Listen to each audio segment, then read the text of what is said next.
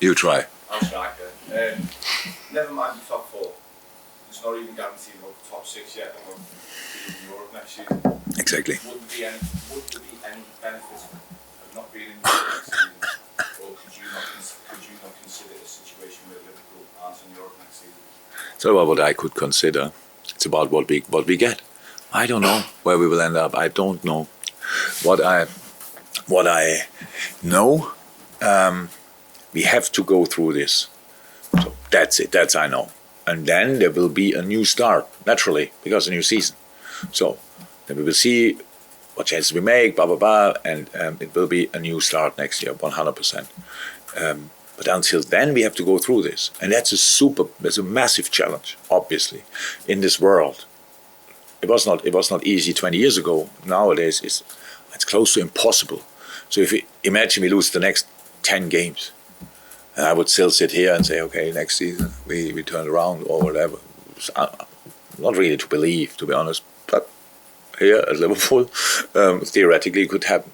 So we have, if we really want to go through this, we have to accept the things that happen afterwards. Before, we have to demand, we have to ask for, we have to go for, we have really to go with all we have. And that's my job to offer that with the boys. And then we get a result or not, we will see. But I think this club has a chance to go through this in a classy way.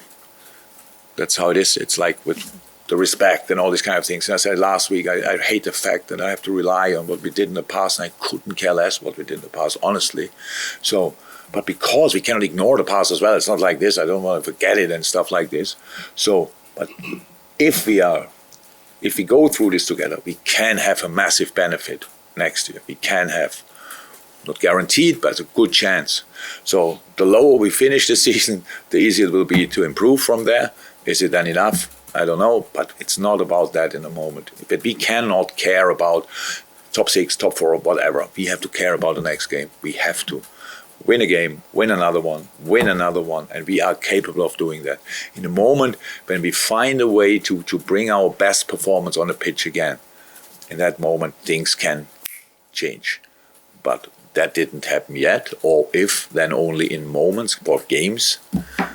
In this season, we never had to do highest results in our history, 9-0 and 7-0. But obviously, that's what makes it even more strange, to be 100% honest. So it's like still hidden somewhere there, and we have to let it out again, definitely. And that's, again, next chance for us, Arsenal. Nothing to do with where we will end the season, just to do with people are coming, have a lot of expectations, rightly so, want to help. Thanks for that. Put in a proper atmosphere, and we have to put in a proper atmosphere on the pitch and a proper performance, and then let's go from there. But how we all said, it's just work. And that's what we have to put in. Go on, Steve. Yeah, again, you mentioned the progress that Arsenal made this season with the stability and the kind of smart recruitment and sticking by Mikel Arteta.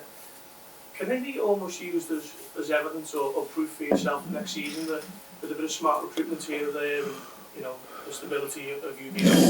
Yeah, the difference is whatever we will do next year, it will never be enough from your point of view, from people's point of view, probably, because it's now after the year we play here, it's like we play the season, it's like we could send pretty much all of us and then mixing you through. That's for some people, let me say it like this. But yes, with smart recruitment, we will improve. Definitely, that's a plan for recruitment.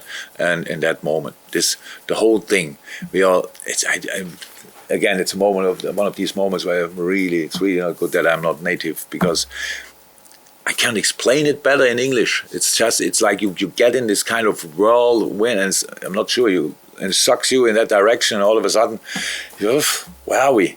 So that's a little bit the case. But that doesn't mean in the moment you get out, it's clear again. It clears up again. It's not that big. I'm not a worse manager than last year. Definitely not. That doesn't mean that the outcome is good enough. Not at all. But I'm not worse. And the players are not worse players. They just play worse.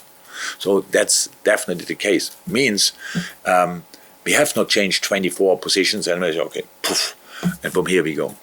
Not even 10 or whatever. It's just we have to make changes. Smart. changes, and then we go again. But that's for next year. I'm really in the moment. We have time, we have other moments where we think about what happens next year, but this is not the moment. Chris? Obviously, Alexander Arnold was one of the players who came out on Tuesday. Obviously brings focus on him, but what have you made of his performance? It brought focus on him. He was one of 6, but it brought focus on him. But there's always a lot of talk about him, but I'm just wondering, like, where do you think he is at the moment? You're not as good or consistent as he used to be, like pretty much all of the boys. So like as good and as consistent as they used to. That's the case. That's for Trent the same. So there's no difference. We're expecting now to say he plays a world-class season and I leave him out anyway. So it makes no sense. So no, nobody performed on the level we saw, on the level we know they can. In moments, yes, of course, great games, fantastic games, super situations, all of these, but consistently, nobody. So means him not as well. Hey everyone, hope you enjoyed that show. I'm sure you did. If you want even more amazing Redmen content in your ears or in your eyes, come and join us over on redmenplus.com. We've got absolutely amazing interviews, features, documentaries, and even more of the shows like you've just watched. So yeah, head on over to redmenplus.com and become a Redmen Plus club captain or club legend. I promise you won't regret it.